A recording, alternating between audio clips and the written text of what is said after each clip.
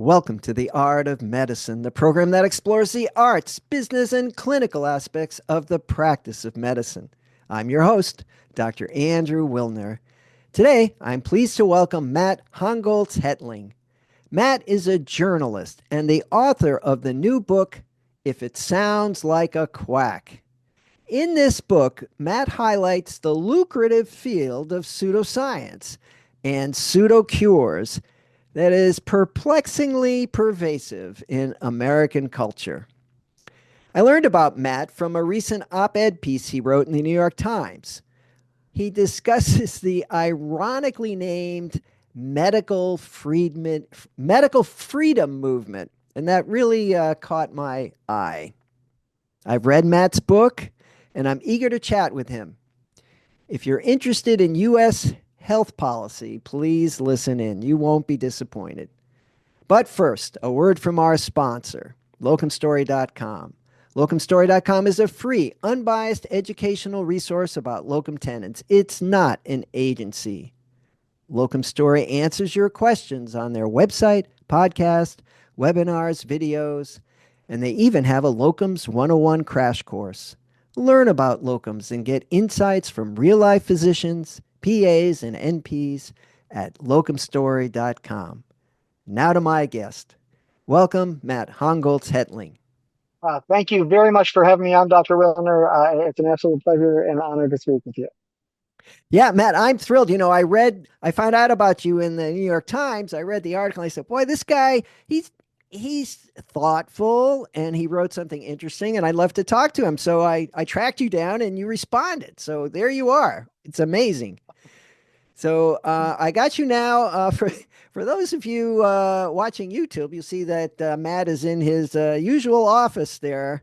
It looks like maybe a two-door or four-door sedan, and but not moving. So it will be safe to carry out the interview.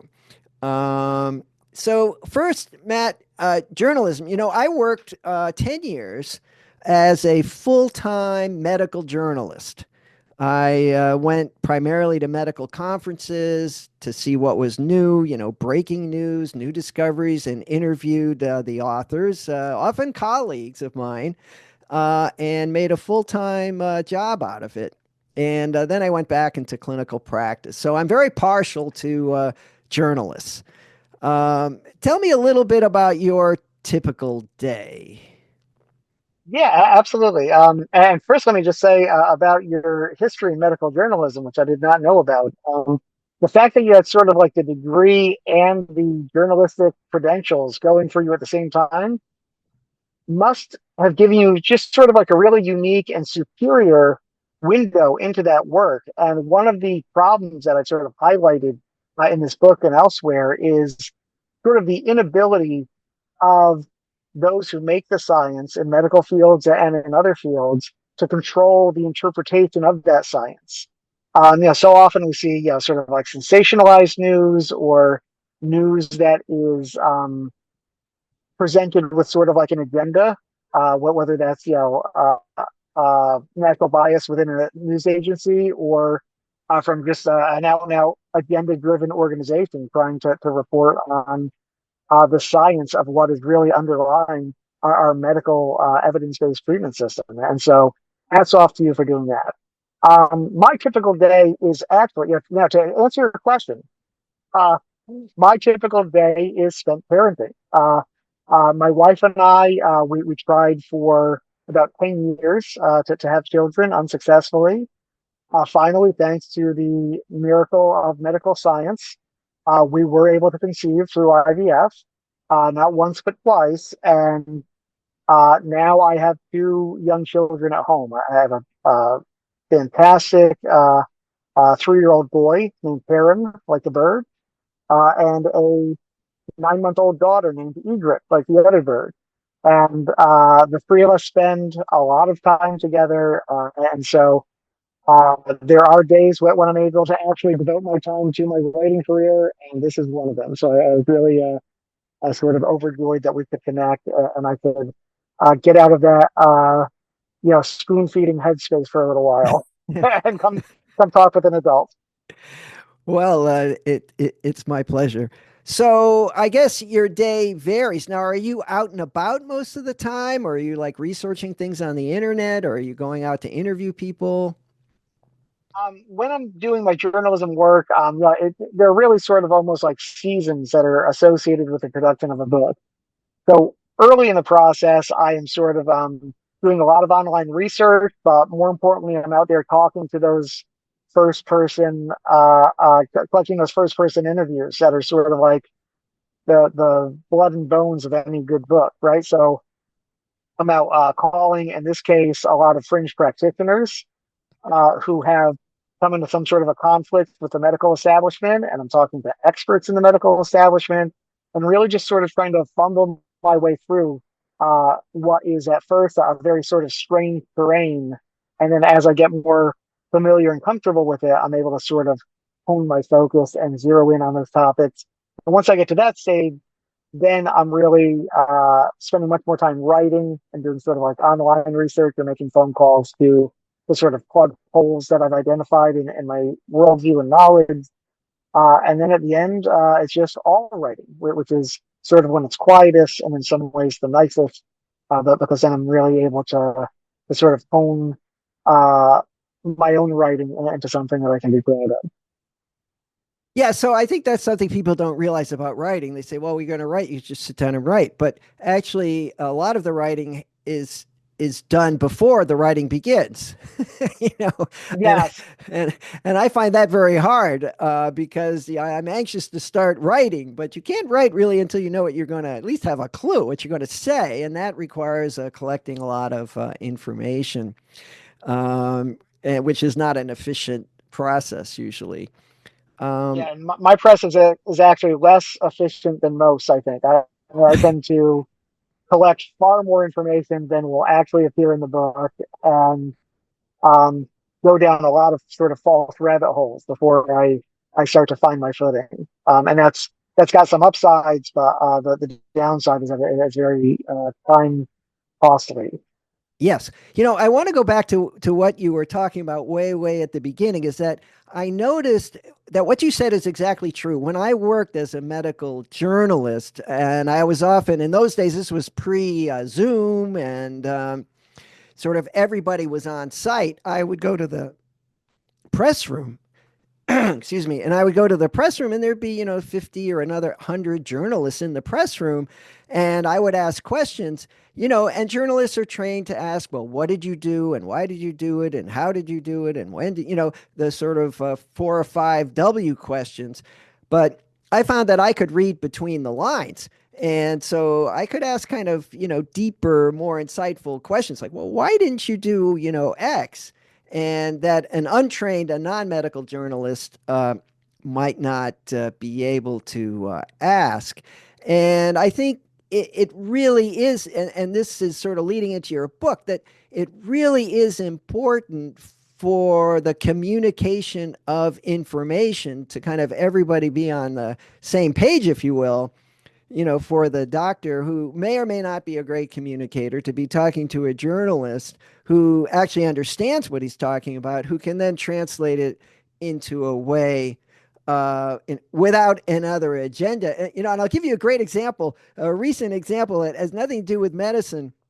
From from my other channel, Underwater with Dr. Andrew, I do a lot of scuba diving, and most of that diving is in the Philippines. And one of the unusual aspects of diving in the Philippines is that dangerous shark encounters are extremely rare. I don't know if the sharks in the Philippines are just very well behaved, but it just doesn't happen. You just never see a shark incident. Unlike Florida or Australia, or some other places. And there was a recent report of 2 divers who went missing, and then they found one that had been bitten by a shark, and he was dead. Oh, But the headline was "Shark Attack in the Philippines" or something like that. But that wasn't the story at all.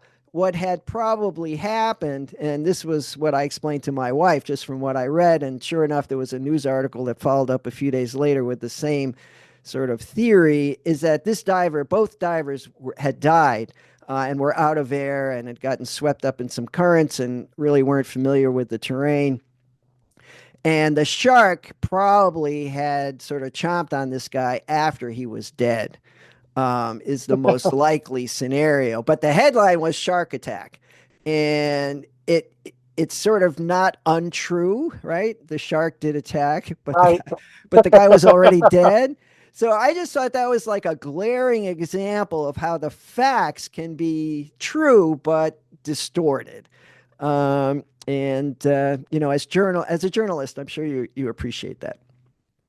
Yeah, I mean, a science and medical science in particular is in a sort of really unusual place in history where, at the first scientists, we're talking like right around the age of reason, they were doing their work for patrons, right? And so they were sort of beholden to the interests of the folks who had the purse strings.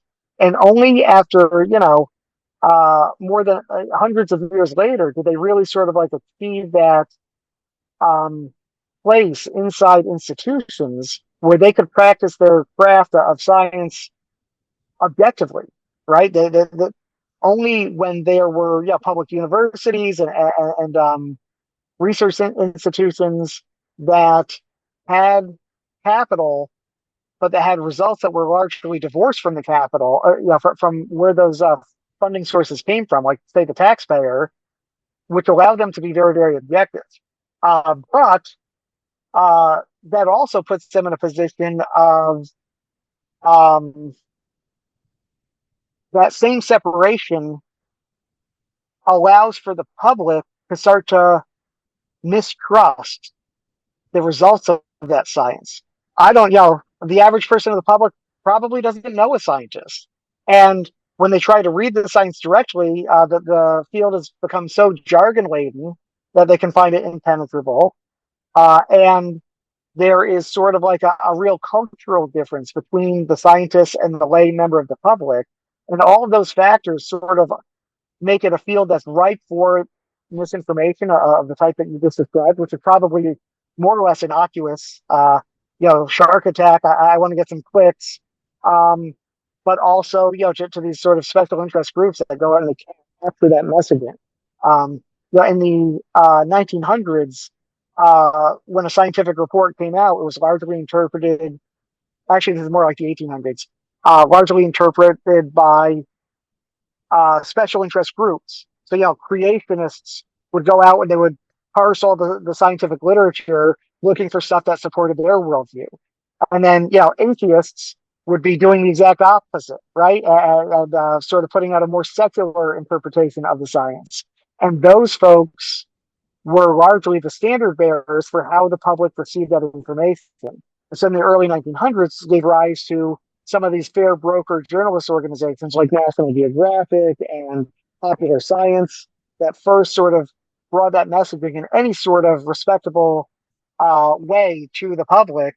And now, the dawn of the internet and all these other things in our culture that have changed have sort of ground out those voices. And now we're back into these special interest bubbles. Right. So that's one of the justifications for this podcast, The Art of Medicine with Dr. Andrew Wilner, is I like to talk to people who are informed and are going to give us a straight story. And you're one of them. Now, why this book you wrote really is about snake oil salesmen, right? I mean, there's always been people who have been willing to promote for their own benefit, really, untested and unproven treatments and cures.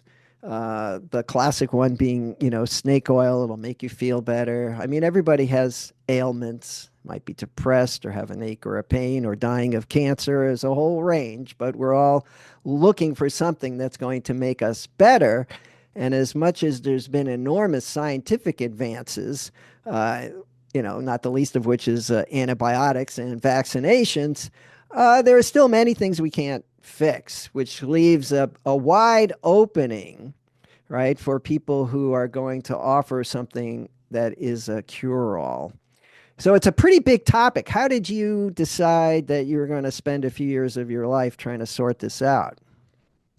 I started during the pandemic where I thought, there's sort of like two treasured American values that are in conflict with one another, right? Like one is the desire to keep the public safe through public health campaigns like vaccination and social distancing and school closures and those sorts of things. And the other is sort of this long cherished American right to individual choice and the right of the individual to not get vaccinated or to go out without wearing a mask or all these other things.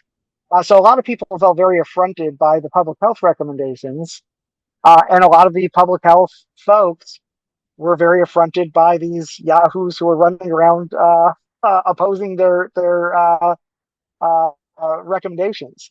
And so I thought there's a really interesting nuance to be had here, and I wonder if I were to talk to some of these people who are at the extreme fringe of the alternative health movement, who are promising that they have cures to COVID that medical science is not recognizing, and that frankly seem very implausible, uh, what would those folks tell me about how to create a system that they could sort of buy into, right? What reforms would they recommend be made to the FDA or to the CDC? And when I started to ask them, they started telling me, burn down the CDC, abolish the FDA.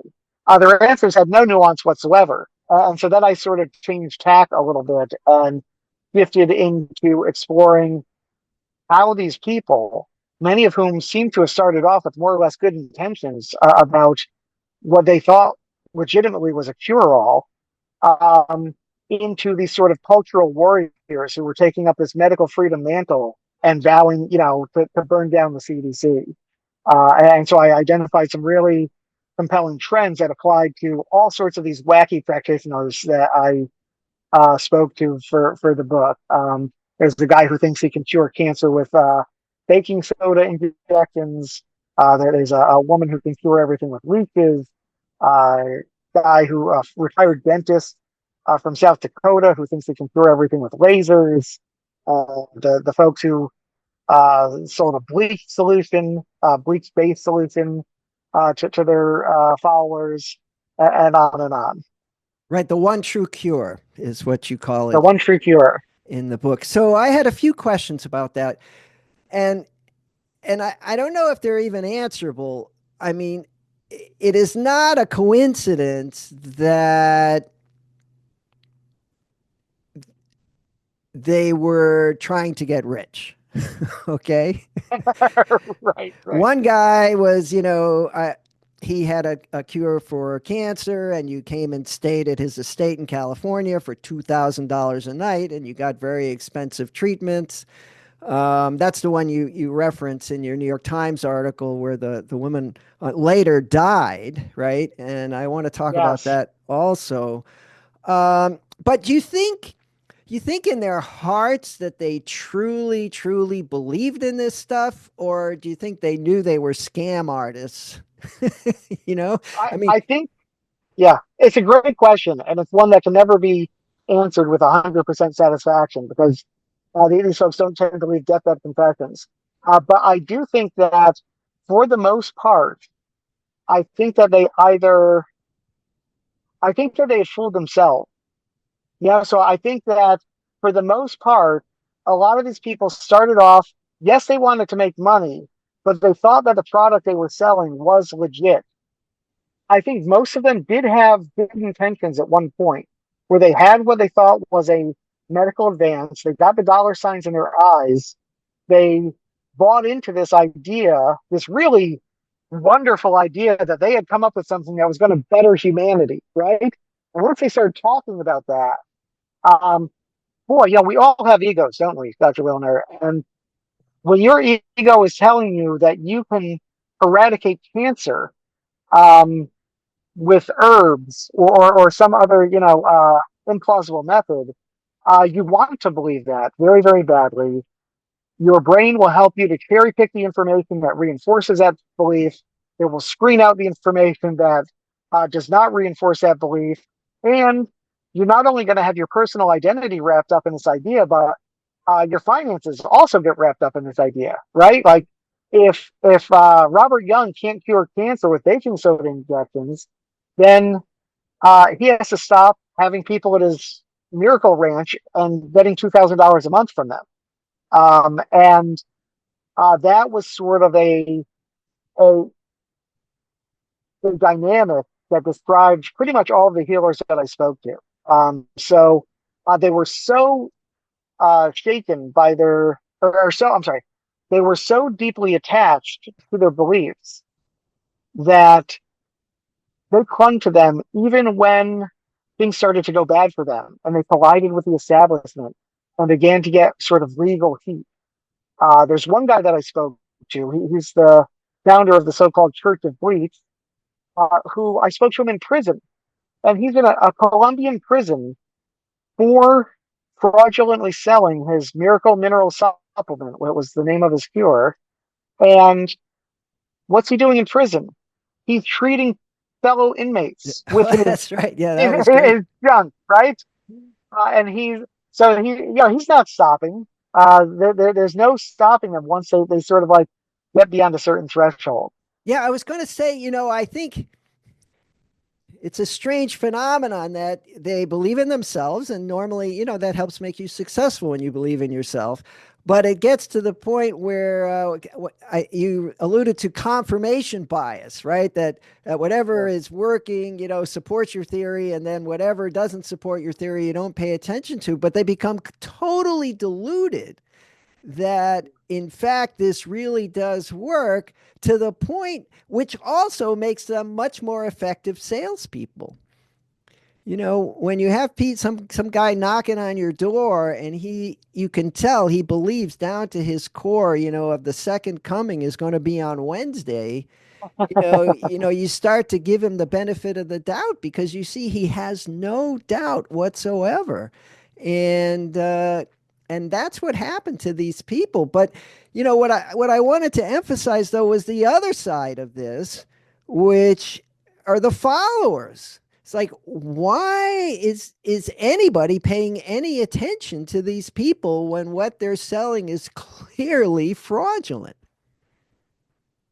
Yeah, that's a great question. I lay, a lot of the blame actually on our healthcare system, and on sort of like the flaws in the medical profession.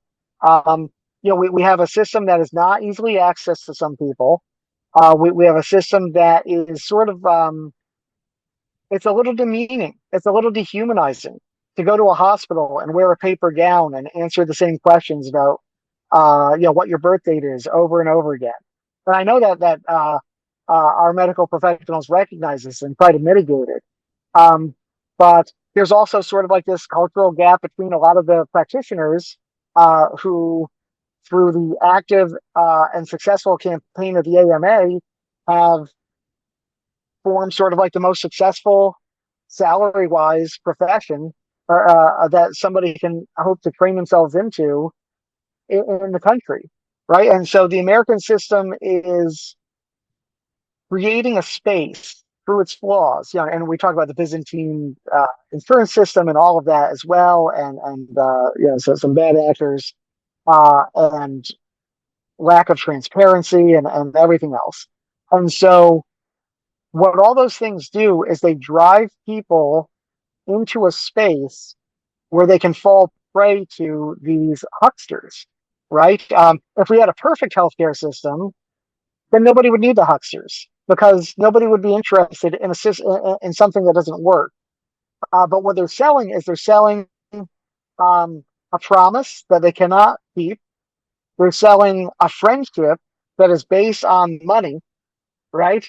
They can afford to spend more personal time with their patients and give them a more human connection than the average MD can, because they're not bound by all of the rules and demands that force an MD to limit his patient face time to something like, an average of whatever it is minutes per session, 17, 18 minutes. And so all of those things combined with sort of like, a general lack of understanding of science and lack of scientific literacy and all of that combined to create an environment that is very fertile for these hucksters. And it seems like every advance we make in terms of like the internet or partisanship, this seems to make this even worse. Yeah, very discouraging. Because these people are frankly unethical. They're taking advantage. And the young woman that you describe in your article was diagnosed with breast cancer, stage 1.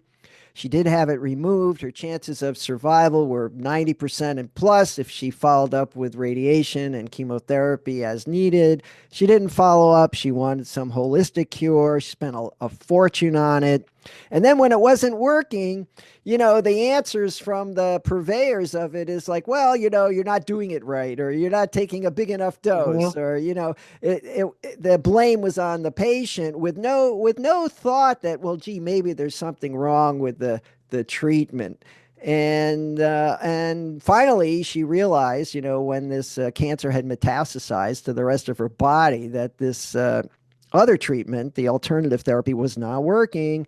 But now it was really too late. And so she spent quite a bit of time getting the treatment she should have had years previously that now failed. And you couldn't find her because she was dead. Um, so, it reminded me of the story. I think Dr. Offit is a pediatric pediatrician who's written a lot about vaccination, and he starts out one of his book with this mother who is holding her child who is deathly ill, dying of measles. This was quite a few years ago, and he was just sort of tempted to, oh, what can you do? And it's like, unfortunately, there's no treatment for measles, other than supportive care, and the child died, and it was a tragedy. And he sort of, held his tongue and didn't say, well, if his parents had been a little more,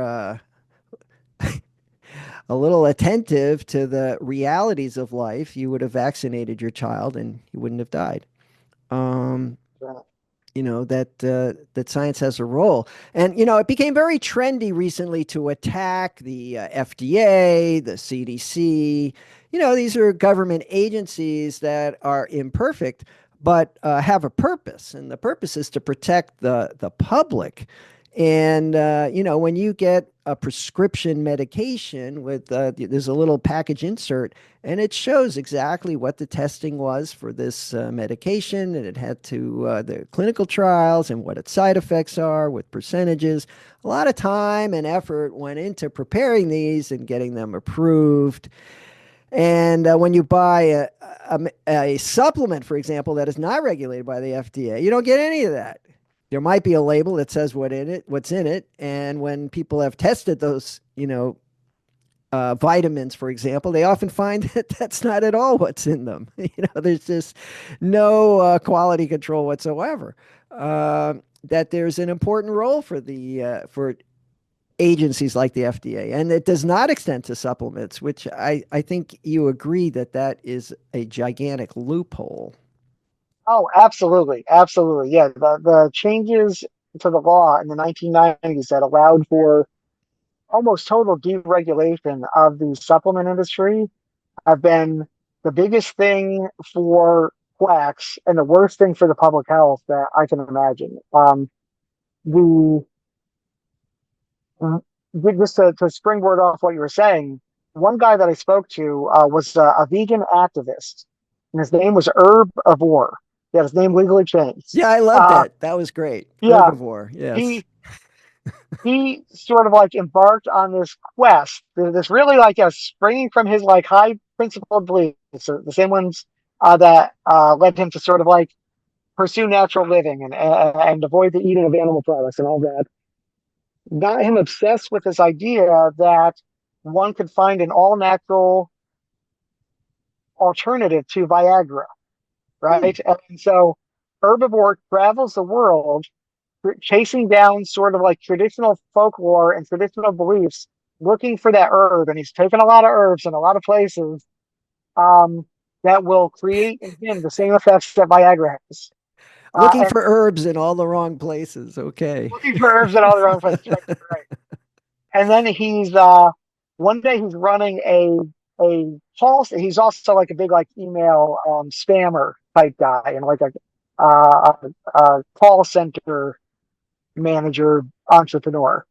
So he's at a call center in India rather, and he gets an herb from an acquaintance who says that they found the perfect plant extract, and he gives it to his staff, and then you know 20 minutes later they're all giggling behind their desks and they won't stand up.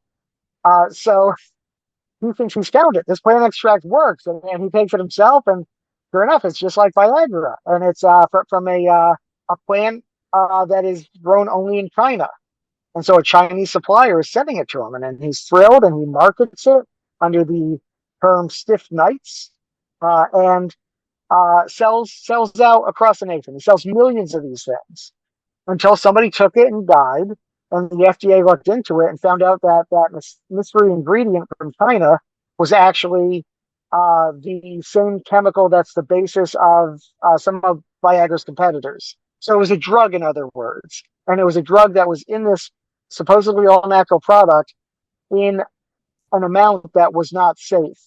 That was in excess of the legal allowable limit. So it's Now contaminated. this It wasn't the was natural contaminated. herb. It was a contamination of the herb, of the product. Yeah, the supplier, told Herb what he wanted to hear so that he could get him, yeah, so he could sell this stuff, which was, yeah, it was contaminated. It was a drug.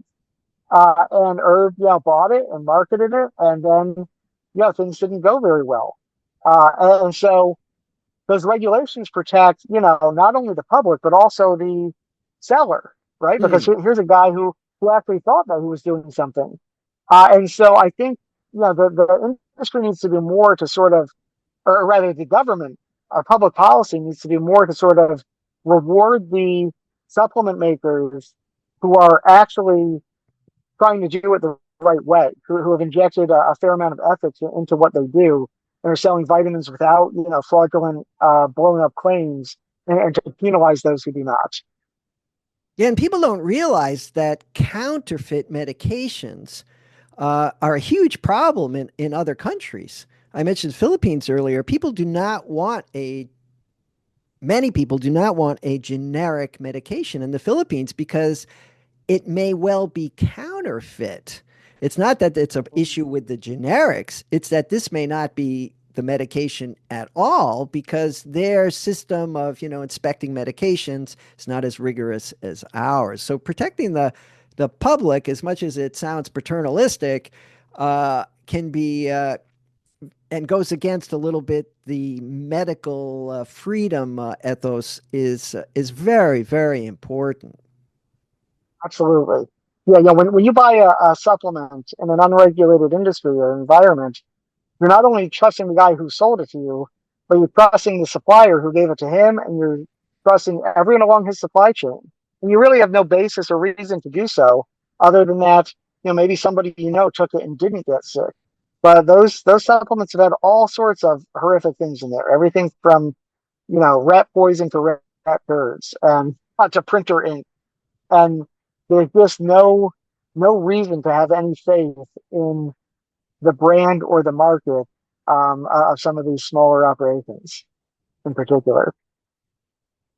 So, your book is very thoroughly researched, and you go into these guys' lives, like this guy, some went in the Colombian prison, and he's still administering his miracle cure to vulnerable and susceptible inmates. A lot of interesting details, and it's a great read. But at all the end of it, it was like, well, now what? What are we going to do about this? I mean, this is really a huge problem. Yeah, no, that's a great question. And I actually I have a forthcoming book that will have just been published, I think, by the time this podcast drops, called The Ghost Lab. And in that, I get into the solution a little bit more to this idea of sort of folks who are not trusting institutions and instead are trusting these individual experiences. And part of it is that institutions need to address those sort of flaws that I referred to earlier. They need to improve transparency even more, improve accountability even more, and they need to serve people at a higher rate and in a more accessible way than they're currently doing. But us and we clearly don't seem to be on the track to achieve that with our current political environment. Um, but also, I've sort of very reluctantly come to adopt the position that we need to do more to meet patients where they live. Um, and I think we need to do more to accommodate um, belief systems that you and I, who are evidence driven, believers in science and skeptics of the supernatural, I assume, Dr. Wilner, um, we need to do more to accommodate folks who do not believe in that, who do not believe in science.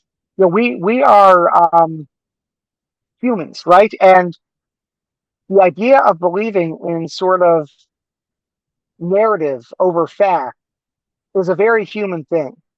And right now, science has sort of rested on its laurels by being correct and by actually producing the practical effects, but it hasn't done enough to sort of tickle the brain in the way that a huckster can.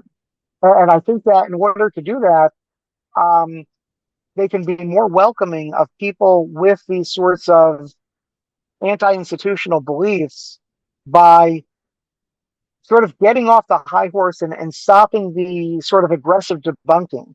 We think that if we are um, not going to confront, say, a patient who says that he's been abducted by aliens, right? Uh, this is sort of like going off. Well, let me give you an example. This comes up in my more recent book. Um, in the Muslim world, a lot of people believe that they've been possessed by jinn, what we here in the US sometimes call genies. And they will go into a clinical setting reporting symptoms that they attribute to jinn possession. And this is like a very common belief, something like 40 to 60% of university students who are, presumably getting a decent education will believe this. And when they go into a clinic in the Muslim world, the clinicians have all the tools that we have here in the West, but they also have access to a treatment program for jinn possession that sort of Trojan horses some traditional accepted methods of conventional treatment into a window dressing that is accepting the basic premise that a jinn has possessed his patient. So a Raki, a holy man, will come into the clinic and take some powerful words out of the Quran and write them on paper that will then be dissolved in water. The afflicted person drinks it, and there's a whole set of sort of like protocols that spring out of that ritual. Some of which involve sort of like providing follow-up and peer support and some of these other things that we recognize are good for one's mental health in the United States, but they're cloaked in this on its face ridiculous premise that there's a demon inside this person.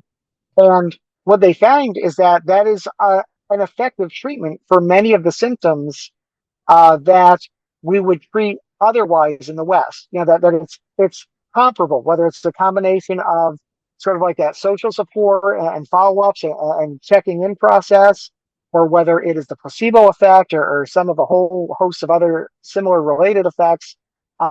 We don't know, but in a practical sense, it worked. And so I think, in addition to providing a better healthcare um, menu for their patients, I think practitioners have to do a little bit less uh, debunking because I think they think that if they embrace the idea that a patient's been abducted by an alien or possessed by a jinn, that they will be sort of like sanctioning and building up those beliefs and making them more relevant. But what I fear happening is that if they don't do that, those beliefs aren't going to get any less relevant. The scientists and the medical practitioners are going to get less relevant. So I think in a practical sense, that sort of like the same viewpoints that drive, a half embrace of complementary techniques or complementary medicine can be used to sort of mitigate the harm that these practitioners would otherwise cause and give them an incentive that allows them to operate within the system in a way that makes them trust in it and have a stake in holding the system up. Yes, but I'm going to call you out on that because in your book, Yeah. it seemed to me you were critical of the Cleveland clinics and Mayo clinics who were incorporating alternative medicine, that they were Mhm. somehow corrupting their science by allowing these unproven therapies in their doors, presumably for profit. You want to enlighten me a little bit? Absolutely. Yeah, no. And there is certainly a school of thought that I have recently espoused that this is just sort of like an unalloyed public bad. That when you have a hospital that's offering aromatherapy or sound Hmm. therapy or hypnosis treatments that are not supported by the evidence, that this is in fact a bad thing. My thinking on that has evolved. Aha. Okay. You know, I basically buy into the idea of debunking on a visceral level because it drives me nuts to think that the science is correct, these fringe treatments are wrong, and why would we give the time of day to the fringe treatments? Hmm. Um, Now I'm more of the mind of strategically, the debunking is not working. And in fact, it's driving worse patient outcomes. So I now sort of believe that if you can offer certification systems for some of the more commonly believed forms of hokum, um, that might actually be a good thing. So, for example, homeopathy, right? Ridiculous idea. The idea is like, at its core, it's got two bizarre beliefs that if you take something that mimics the symptoms of a disease, that will be the cure for that disease. So if measles makes you itchy and gives you a fever, take this herb that makes you itchy and give you a fever, and then you won't get measles, right? Ridiculous idea. Second ridiculous idea is the more diluted a solution of that active ingredient is, the more powerful it is, which results in a production process of diluting it so many thousands of times that often there's not a single molecule of the active ingredient in the bottle of fluid that you buy, right? So, also ridiculous idea. But in the state of Nevada, they have a state board of homeopathy where a bunch of homeopathic practitioners are sort of like issuing certifications to other homeopaths that operate in the state of Nevada. And on the one hand, that's ridiculous. Well, why is the state holding up this ridiculous practice of homeopathy? Well, in fact, a lot of people buy that stuff, right? And so if you have a state board of homeopaths, what you can do is you can hold licensed practitioners up to a standard that mitigates their harm. So Hmm. if you're a state certified homeopath and somebody comes in with cancer, if you want to keep your license, you have to refer them to a doctor, to an MD, and you can't sleep with your patients, right? You can't sleep with your followers because that's an abuse of ethics. And you can't put poisonous out. You have to make sure that the stuff that you're selling them is not poisonous, right? And so, for all of these reasons, I've sort of come around to the idea that it's more efficacious, it's more efficient to try to create a space that doesn't instantly deride practices like homeopathy, and instead sort of like creates a path of homeopaths who will actually prop the system up instead of tearing it down. And then the fringe homeopaths who don't want to play by that rule, they get pushed further out to the margins. And now you have homeopath versus homeopath, and that is for the good of evidence-based practitioners.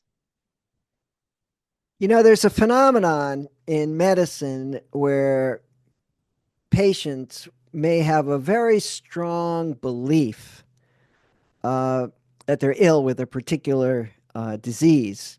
I'm a specialist in epilepsy, and there are people Hmm. who believe very strongly that they have epilepsy and will actually have what appear to be clinical seizures with jerking movements and foaming at the mouth and biting their tongue, collapsing. But in fact, they don't. They have a psychiatric syndrome that has caused this really strange delusion. So we call those pseudo seizures, or we call it functional disease, in that it appears to be a disease, but it actually isn't. So in the old days, when a patient like that would present to a neurologist, we would do our various testing and conclude that, and just tell the patient, well, you don't have epilepsy, so you need to go somewhere else because I treat epilepsy and you don't have it. Well, that didn't work very well because the patient would conclude, it's like, well, that doctor doesn't know anything. Obviously, I have epilepsy, because that was their belief system. So Yeah. we still try and refer these patients to psychiatry, but it's more successful to say, well, the type of epilepsy you have is a little different, and Ah, it doesn't respond to our usual medications, as you know, because you've been taking them and they don't work.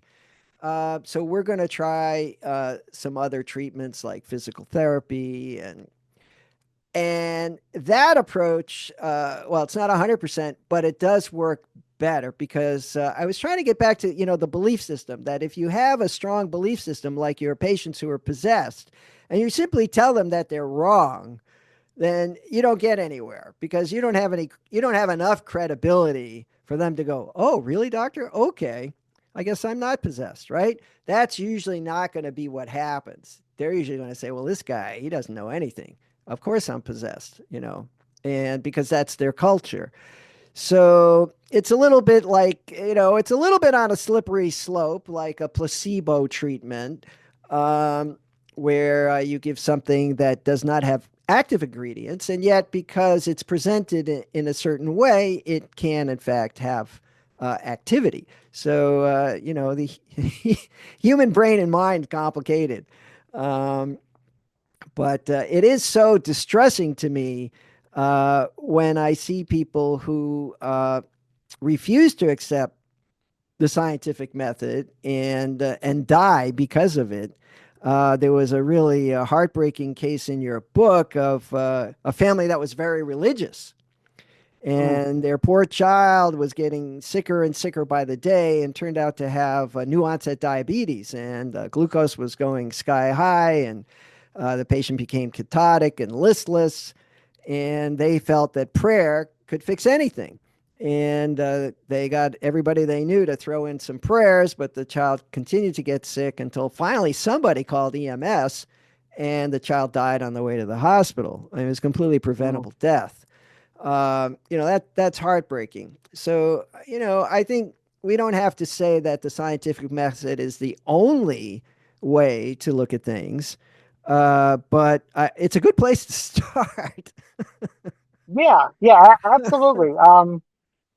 Yeah, and yeah, an example of that from my own life is, my when my wife and I got pregnant, we were, hearing messaging that sort of like was not that favorable towards, sort of like the idea of a medical industrial complex that administers C-sections without just cause, or sort of frivolously, and all of that. But my local hospital has a team of medical doctors who work alongside a team of midwives. And the midwife, so you can, when you go to the hospital, you check a box. You want the doctor route or do you want the midwife route? Hmm. And we checked the midwife route. And all of our care happened in a hospital setting. Um, the midwives had a very good understanding of what they could and could not do. Yeah, they're recommending positioning. They're doing all sorts of um, just their whole worldview was embracing a sort of more naturalistic form of birth when possible, and yet they could um, see the signs when a medical intervention was necessary and helped guide us because we sort of understood that they were following what we wanted, that they came from sort of fundamentally the same place as us. And when a medical intervention did become necessary for us, we didn't like to hear it, but we trusted the source, right? And we trusted these midwives who we had built a relationship with. And then, we got a wonderful surgeon who instilled us with all the confidence in the world, and he delivered our beautiful boy, And so, um, there are ways for medical institutions to create pathways that sort of lead into the correct medical decision for the patient without, buying into some of the other stuff. Now, I don't know what would have brought that religious family into the fold. They were very fringe, right? That prayed over their dying comatose child. But I do think that, like, in many cases, it's sort of nipping those things in the bud. You're always going to get some hardcore anti-institutionalist warriors. But before somebody becomes that, there's someone who's persuadable. And I just think we got to work a little bit harder to get them when they're at that point of persuadability. All right. Before we wrap up, tell me again the title of the book that we're discussing and then the new book and where we can find them. Absolutely. Thank you so much for asking. So if it sounds like a quest, a journey to the fringe of alternative medicine, that is the book that you and I've spent most of the last little bit talking about. It is tracks some very extreme, very bizarre medical practitioners. It's available at Amazon and indiebooks.com and anywhere books are sold. My forthcoming book, which again will have been recently published by the time this drops, is called The Ghost Lab. And that is sort of analyzing the connection between institutional distrust and paranormal belief systems, and focuses on a group of colorful New Hampshire paranormal enthusiasts who embark on this sort of noble quest to inject science into things like witchcraft and ghost hunting, and mostly coming up short. But they are, I think they're both well worth reading, and I thank you so much for giving me a chance to talk about both of them in this context. Matt, thanks so much for this freewheeling conversation. Um, Matt Holgotz-Hetling, thanks for joining me on The Art of Medicine. Dr. Wilner, it's been a joy. And can I just also say that what you're doing with this podcast is so important and provides such a benefit to the public. Thank you for the good work that you do, not only in the clinic, but out here in the world. It's really appreciated and it's really vital. Well, I appreciate that. And now a final thanks to our sponsor, locumstory.com. Locumstory.com is a free, unbiased educational resource about locum tenens. It's not an agency. Locum Story exists to answer your questions about the how-tos of locums on their website, podcast, webinars, and videos. They even have a Locums 101 crash course. At locumstory.com, you can discover if locum tenens make sense for you and your career goals. What makes locumstory.com unique is that it's a peer-to-peer platform with real physicians sharing their experiences and stories, both the good and bad, about working locum tenens, hence the name Locum Story. Locumstory.com is a self-service tool that you can explore at your own pace with no pressure or obligation. It's completely free. Thanks again to locumstory.com for sponsoring this episode of The Art of Medicine. I'm Dr. Andrew Wilner. See you next time.